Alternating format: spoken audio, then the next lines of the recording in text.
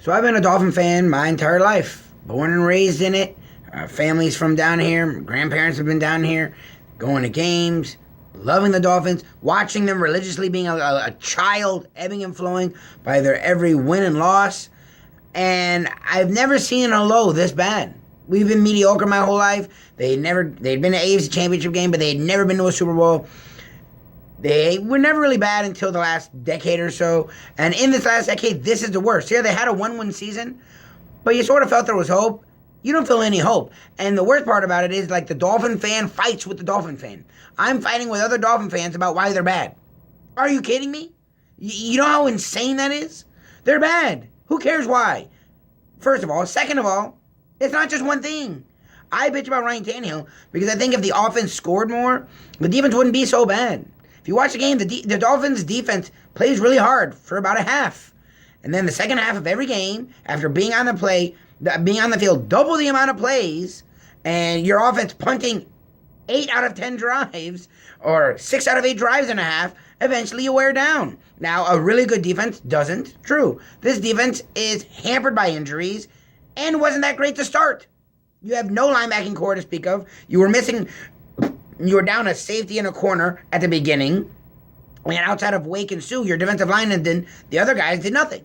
So the fact that they played good for a half, to me, is an improvement considering their offense hasn't played good the entire year.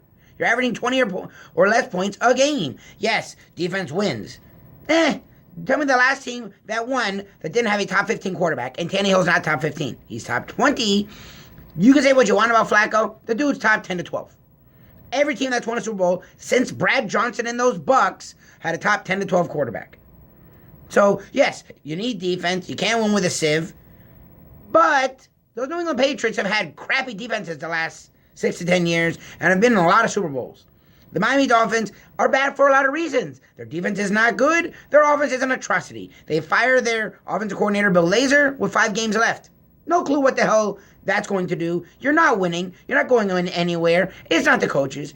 It's the players. And you know who brings the players together? The front office. And it's a mess. Dennis Hickey looked like he was maybe doing something. What do? Bring in Mike Tannenbaum, a guy that totally botched everything in New York. And the problem with this organization is we've become loyal. Not loyal, yay, loyal, boo.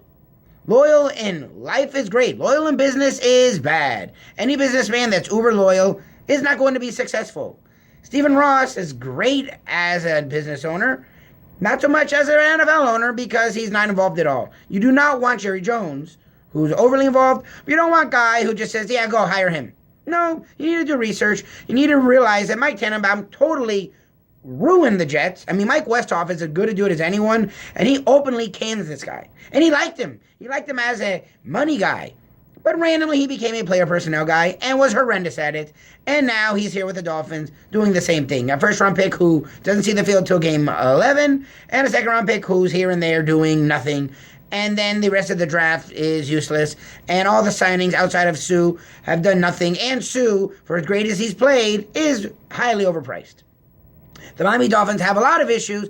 Listen, Dolphin fan, stop fighting amongst each other. There's one